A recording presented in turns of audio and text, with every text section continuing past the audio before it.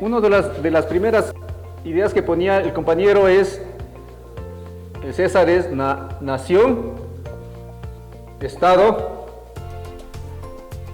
pueblo, verdad y comunidad, o común, como queramos poner, ¿ya? Estas, en lo social, o sea, es decir, en lo que nosotros hablamos, toda palabra y toda cosa es lo que los profesores llaman construcción social. ¿Qué es una construcción social? Es decir, no es que está ahí y solo nosotros nos referimos a ella, no es que solo recogemos lo que está ahí, sino nosotros construimos, hasta incluso nos inventamos palabras. O una palabra que un tiempo significa una cosa, más adelante significa otra cosa totalmente distinta. ¿Ya? Eso es construcción, es decir, vamos creando los significados de las palabras, hasta a veces incluso creamos palabras. ¿Ya? Si nosotros buscamos en cualquier libro, texto, revista, periódico, la palabra internet hace 30 años, no vamos a encontrar. Ahora hasta el niño de 2 años ya sabe qué significa internet, ¿verdad? ¿Ya? Algo pasa con algo parecido a la palabra internet pasa con estas palabras.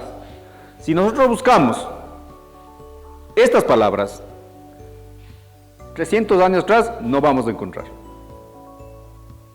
¿Sí? Porque estas palabras se inventaron básicamente a finales del siglo XVIII y sobre todo en el siglo XIX.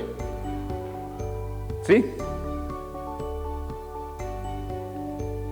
O al menos no existieron hasta entonces con el significado que ahora tenemos. Por ejemplo, la palabra nación. Esta palabra nación sí la vamos a encontrar en libros antiguos, antiguísimos. Vamos a encontrar en los libros de los griegos, vamos a encontrar en un libro de los romanos, ¿sí? Vamos a encontrar en los textos de la colonia, ¿ya? ¿Qué significaba hace muchos años atrás la palabra nación? Significaba algo muy elemental, lugar de nacimiento. ¿Sí? Eso significaba nación. Si hace 250 años a mí me preguntaban, ¿de qué nación eras? Nacieron en la comunidad de, qué sé yo, Santo Domingo. Ustedes de la nación Santo Domingo. ¿Sí? Ese significado así de elemental tenía la palabra nación. ¿Ya? Si nacieron en Cayambe, entonces son de la nación Cayambe. Después, obviamente, la palabra va a terminar significando otra cosa completamente distinta cuando se junta a esta otra palabra, Estado. Cuando nosotros queremos saber el significado de estas dos palabras, Estado-nación, ¿sí? Es una idea básicamente política. ¿Por qué es básicamente política? ¿Ya? Y ahí viene el significado de lo que ahora tenemos. El Estado-nación surge de lo que en ese entonces se conocía como el antiguo régimen, los reinos. ¿Qué eran los reinos? Era un tipo de gobierno conocido como la monarquía. Es decir, donde una persona no solo que gobernaba, sino además era el dueño de todo lo que gobernaba.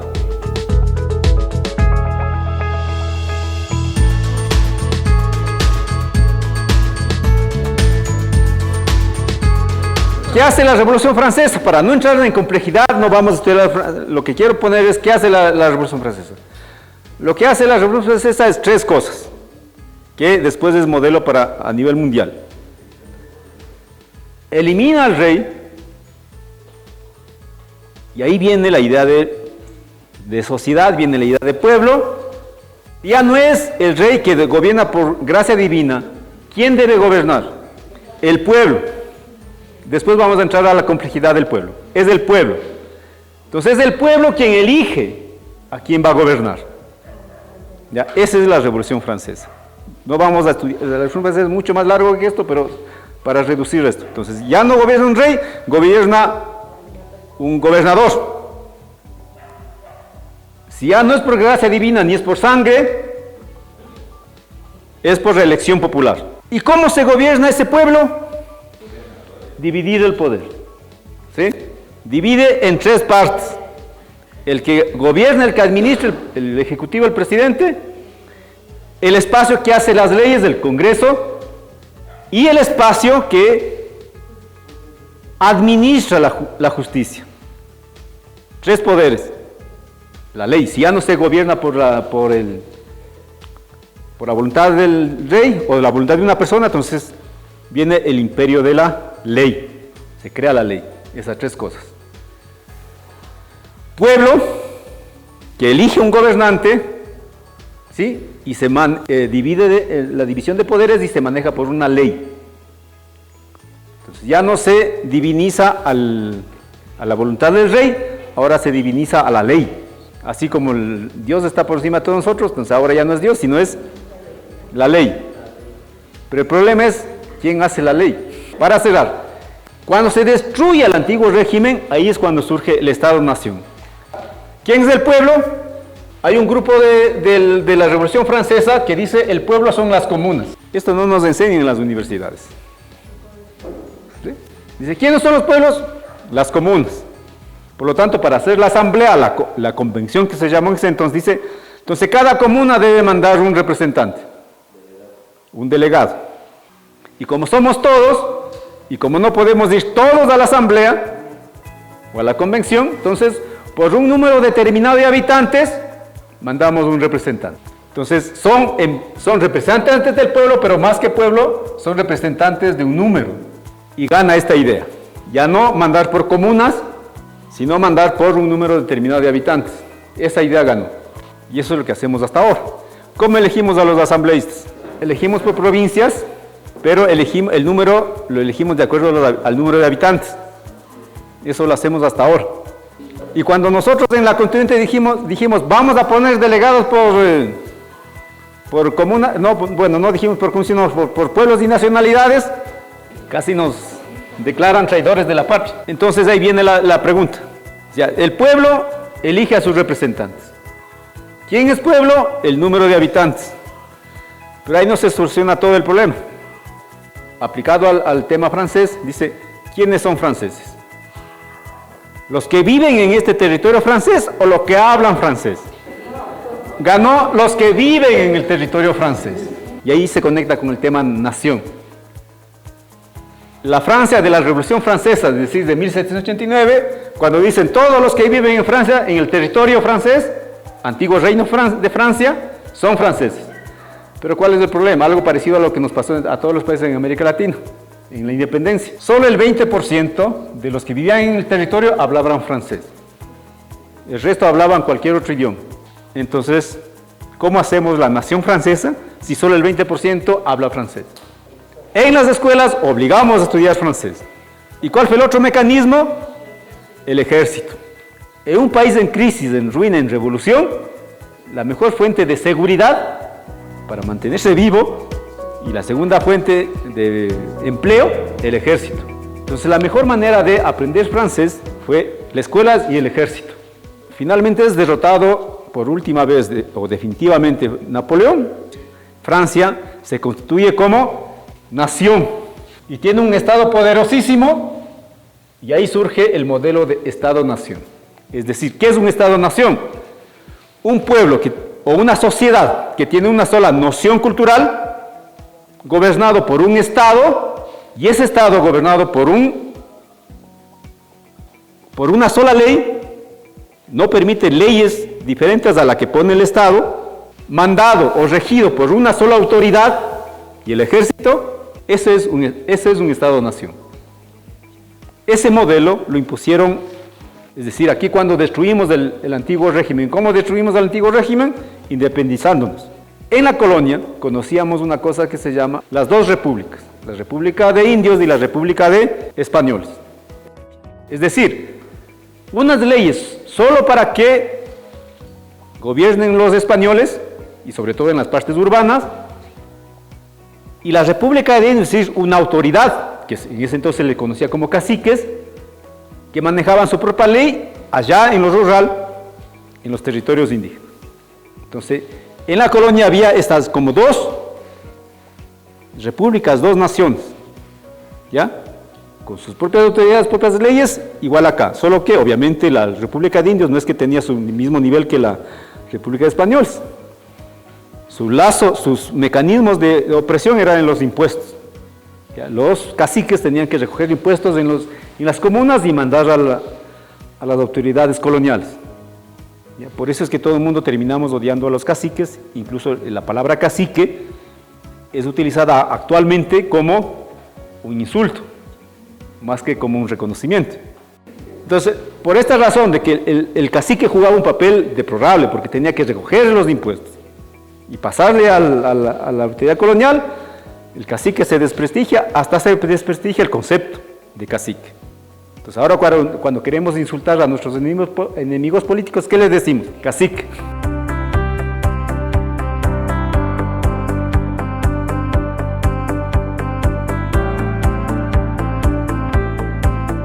Entonces acá copiamos la parte formal de lo de Europa.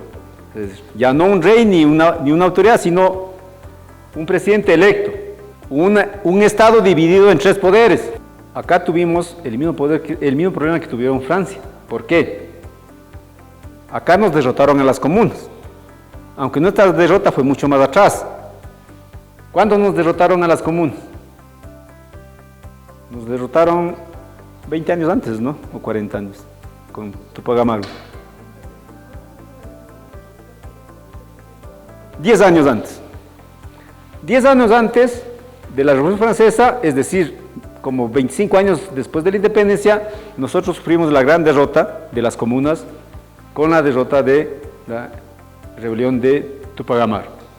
Y acá en el Ecuador sufrimos una derrota 10 años antes de la revolución de Tupac Amaru, que son los levantamientos de Riobamba y los levantamientos de Otavalo y Cayambe. ¿Qué hicieron acá? Se levantan, viene el levantamiento, empieza en Cotacachi, viene Otavalo, se estaciona un poco en Cajas y luego avanza a Cayambe.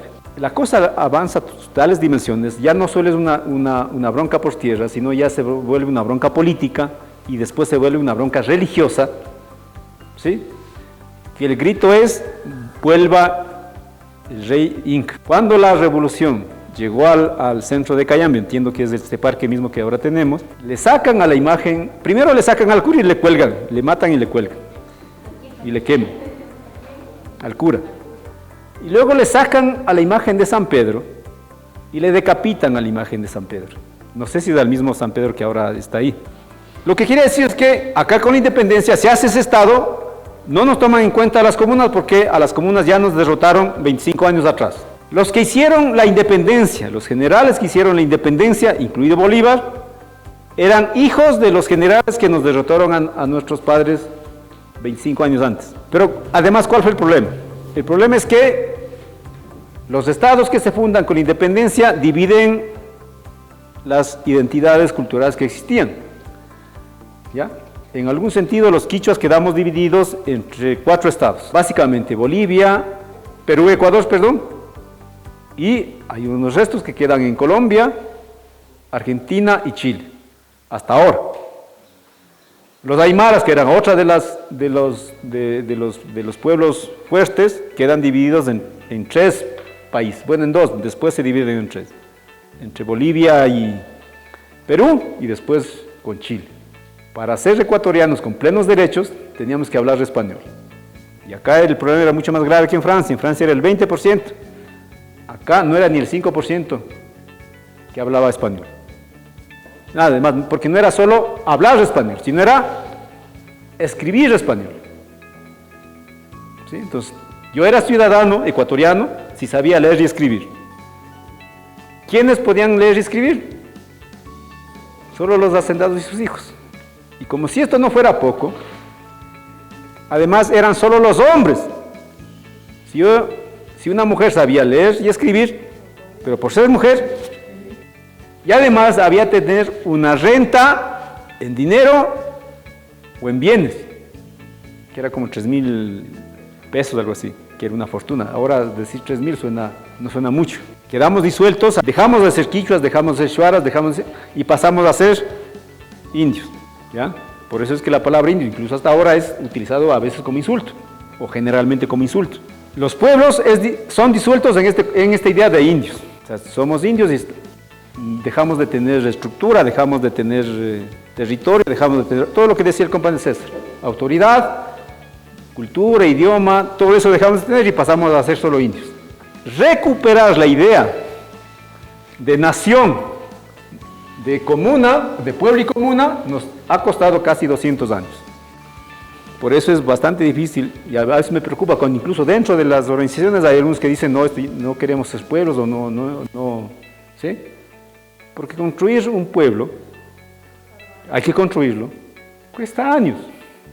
Las cosas en lo social no se construyen así nomás. Entonces, si es que escuchan por ahí ese discurso de que no, esto de pueblos no sirve, que no sé qué, deberían llamarle la atención a esos dirigentes. Y además no solo cuesta esfuerzo, sino también ha costado sangre.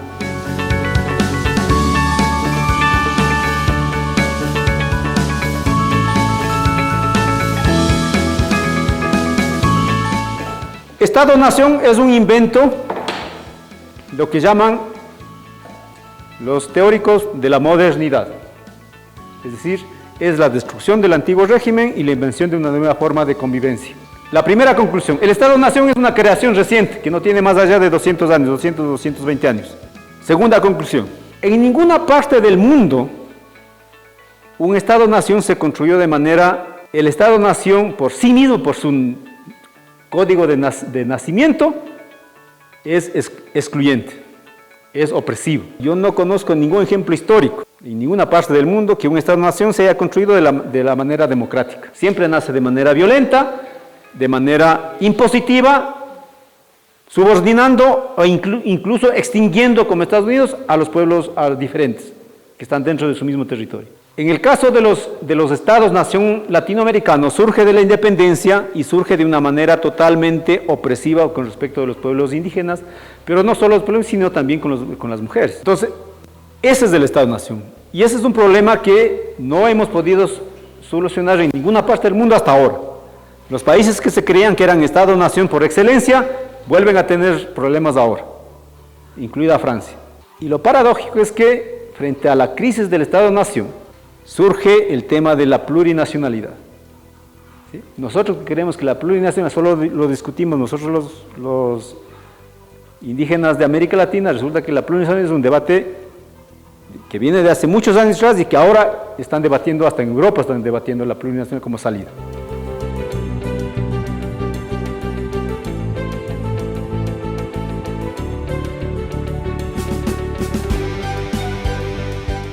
El fenómeno mundial en ese entonces es otra revolución, la revolución rusa que se dio en 1917. ¿Qué tiene de característica esta revolución? Que esta revolución critica el Estado-nación, critica esta idea de pueblos, de un solo pueblo, un solo Estado, y además critica el capitalismo, pone en su, o quiere poner en su lugar el socialismo. También critica la religión, pero no nos metamos ahí. Entonces, esa ideología que viene de la Revolución Rusa recorre todo el mundo y llega también acá y llega también a Cayambe. ¿Cómo llega? Llega a través de unos profesores de Quito que se vienen a Cayambe, que venían con toda esta ideología socialista, se topan acá con unos líderes fuertes, inteligentes, trabajadores y valientes. ¿Ya? No es que ellos inventaron a los dirigentes, esos dirigentes ya estaban acá, ya estaban luchando. Entonces, cuando estos señores, estos de Quito, estos profesores, casi todos eran profesores, o abogados, ¿sí? Profesores o abogados. Ser abogado en esa época era casi como, el abogado era más usado que el médico. ¿Sí? ¿Por qué? Porque todo el mundo nos gustaba pelear. ¿Ya? Entonces, o eran abogados o eran profesores. Vienen acá con la ideología socialista, se topan acá con unos dirigentes que estaban organizándose y la unión de esos dos espacios, de esos dos seres, crean los sindicatos agrarios. Estos sindicatos agrarios se juntan a esta idea de socialismo, o lo que diríamos en general de la izquierda. Viene este señor que ustedes hasta tienen un monumento y el parque creo que se llama así, Rubén Rodríguez, es uno de ellos, uno de los que vino, y acá ya había Jesús Gualavicí, estaba Dolores Cacuango, Amadeo Alba. Los tres eran analfabetos, hablaban quichua, pero ser analfabeto y ser quichua no es sinónimo de ser brutos o no conocer. Ser analfabeto no es sinónimo de no conocer o de no saber nada, ¿sí? Una cosa es ser ignorante y otra cosa es ser analfabeto. Entonces, estas tres personas, muchas como ellas, pero estas tres personas que acabamos de mencionar, a pesar de ser analfabetos y de solo hablar quichua, eran unas personas completamente inteligentes. Y al igual que inteligentes, decididas, con mucho conocimiento, lo que los antropólogos llaman conocimiento social. Forman los sindicatos desde 1923, luego en 1926 forman el Partido Socialista Ecuatoriano, ¿sí? En donde están los tres, en la fundación de este partido está Dolores Cacuango, está Amadeo Alba y está Jesús Gualavicí. O sea, son protagonistas en la creación del Partido Socialista, no son invitados así de piedra. Y después, en 1931, se crea el Partido Comunista Ecuatoriano, a donde van todos los tres. Y también son nombrados dirigentes, lo que ahí se llamaba ser miembros del Comité Central, que diríamos más o menos una especie de cabildo del partido. Ahí están ellos. Y quiero decir es que es esta relación, este contacto entre los dirigentes indígenas, ¿sí? Esta unión, en 1931 empezamos a encontrar los primeros escritos donde se refiere a los indígenas como nacionalidades. Este es un tema más largo que explicar, pero lo que quiero que esté presente es que la primera, como ya vimos, el Estado-Nación, cómo se construye un Estado-Nación, en crisis, en lucha, e incluso en guerra. Y las comunidades, al menos en este último periodo, si solo tomamos del siglo XX como referencia, vemos que hay una constante de movilización. Levantamientos desde Aulucí, Cañar hasta Cayambe. En ese contexto de movilización de los indígenas, vienen los partidos de izquierda. En ese encuentro se empieza a debatir nuevas cosas, ¿sí? Entre las nuevas cosas que se empiezan a debatir es que a los indígenas ya no hay que llamarles solo indígenas, sino nacionalidades. ¿Sí? El primer documento que encontramos que en el Ecuador se utiliza nacionalidades para hablar de los indígenas es de 1931. Los sindicatos y el Partido Comunista dicen para hablar de los indígenas hablemos de nacionalidades. ¿Qué dice la ley de comunas para hablar de los indígenas? El Estado, para entender a los indígenas, ahí hay un grupo de casas.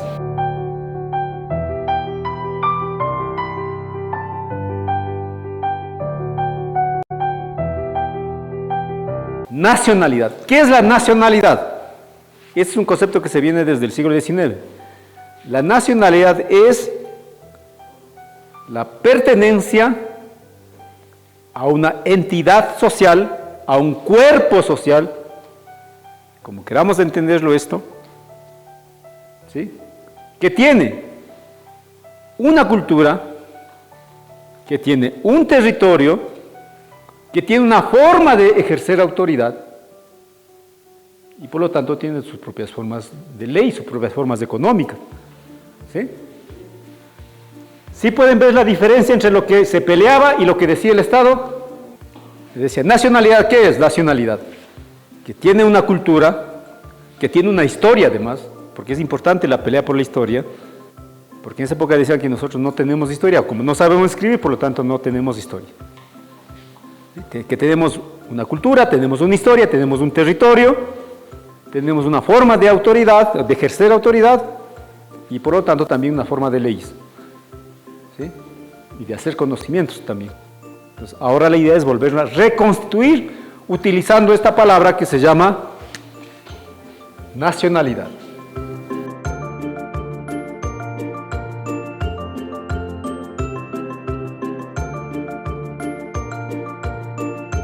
¿En qué año se da la reforma agraria aquí en el Ecuador? Se da entre 1964 y 1973. ¿Qué pasa con la reforma agraria? Pasa cuatro cosas. La primera que pasa es que se reparten muy pocas tierras. ¿sí? La mayor parte de las haciendas que se entregaron a la gente, a los ex trabajadores de haciendas, a los ex guasipungueros, no fue por adjudicación, fue por compra-venta. Muchos de sus papás todavía estaban teniendo esas deudas. La primera cosa. La segunda cosa de la reforma agraria, que la mayor cantidad de tierras que se repartieron no fueron de las haciendas, sino fueron por colonización. La ley de reforma agraria se llama así, ley de reforma agraria y colonización. ¿En dónde fueron a colonizar? En la Amazonía y en el norte de la costa ecuatoriana, básicamente Esmeraldas y una parte de... La reforma agraria ecuatoriana no tuvo nada de repartición de tierras, sino de venta y de colonización. Y con eso a los hacendados les dejaron libres. Lo único que les exigieron a los hacendados es que modernicen sus explotaciones de producción, que industrialicen en algún sentido y que ya desaparezcan los guasipungos y les sirve un contrato de trabajo a los trabajadores. Provocó una gran migración interna. ¿Sí? La gente medio se sintió liberada de las haciendas y se fue. No quiso saber más. Se vino a Quito, se fue a Cuenca, o bajó a Riobamba, Ambato, pero sobre todo se fueron a Guayaquil. Entonces, gran parte de los guayaquileños no son guayaquileños. Gran parte de los guayaquileños no son monos. Antes de 1960, la región más poblada era la sierra, y de la sierra la región más poblada era Riobamba. Y antes de la reforma agraria, el 60% de la población vivía en el campo. En 10 años de reforma agraria sufre un viraje completo. Ya solo el 40% queda viviendo en el campo y el 40% queda viviendo en el campo y el 60% ya se encuentra en la ciudad. ¿Sí? Eso es un cambio brutal. Aunque suene exagerado decir esto, pero pasamos de ser una cultura rural a ser una cultura urbana. Obviamente es un proceso, pero diríamos que la cultura urbana ecuatoriana no tiene más allá de 40 años. Y la cuarta cosa, que es lo fundamental, para entender por qué se vuelve a recuperar el tema de la nacionalidad para describir a los indígenas, es que dejamos de ser peones guasipungueros y pasamos a ser propietarios, ya sea que hayamos comprado o hayamos ido a colonizar. ¿Sí? Y pasamos a ser propietarios, algunos individuales, pero la gran mayoría propietarios colectivos, ya sea en comunas o en cooperativas. Solo hablando a nivel de comunas, pasamos de 400 comunas a 6.000 comunas. Y pasamos a vivir solo en comunas o en ciudades.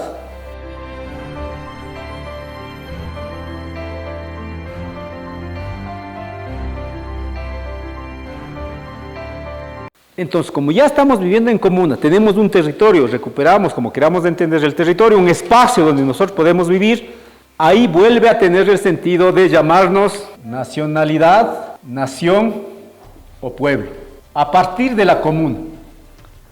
La comuna es la base. El pueblo no existe en el vacío, el pueblo existe asentado en la comuna.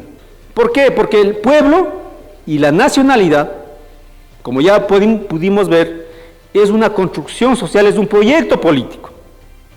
Pero para que esa construcción social, para que ese proyecto político tenga cuerpo, tenga realidad, necesita un cuerpo realmente existente, previamente existente. ¿Cuál es ese cuerpo realmente existente? Una comuna puede estar ahí aunque no tenga proyecto político. Por cultura, por razones culturales, por razones territoriales, existe la comuna y puede estar, aunque no tenga proyecto, aunque no cree en el Estado plurinacional. Pero la comuna va a estar ahí. Si a esa comuna le juntamos con un discurso, con un proyecto político, tenemos o le podemos dar vida a la nacionalidad, a la nación y al pueblo. Para fortalecer al pueblo, a una nacionalidad, tenemos que primero empezar fortaleciendo la comuna, comunidad, como queramos entender. Decía que la primera vez que hablamos acá de nacionalidades, que es la base de la idea de plurinacionalidad, de plurinacional, empezamos en 1931 a hablar de nacionalidades. En la reforma agraria se pierde la idea de nacionalidades, pero la volvemos a recuperar en los años 1970 en adelante, empezamos a volver a utilizar la palabra nacionalidad. ¿Por qué? Porque los indígenas aquí, como en toda América Latina, porque en toda América Latina se dio, sobre todo en la área andina, se dieron las reformas agrarias, ¿sí? En el caso ecuatoriano, acá la mayoría de los pueblos indígenas empezamos a vivir en comunas. Y la comuna es la base de recuperación, no solo de tierra, sino de cultura y de memoria histórica. ¿Sí? Porque, repito, la comuna, aunque la palabra sea europea, la comuna, en el sentido de lo colectivo, viene desde la memoria del ayllu.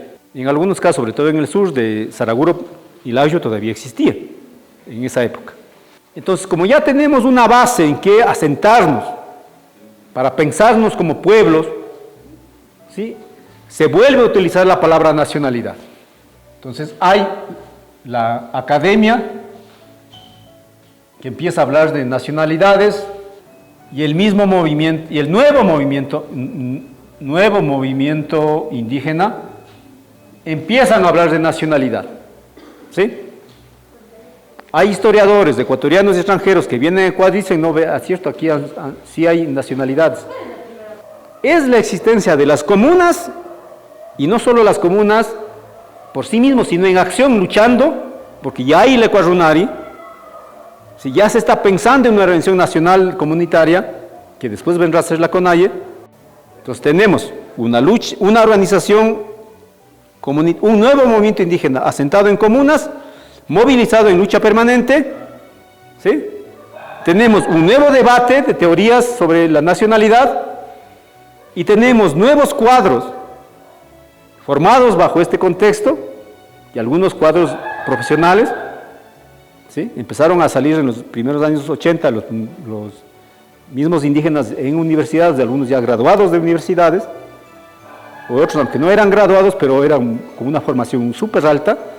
Da pie para decir, sí, nosotros somos nacionalidades, somos pueblos.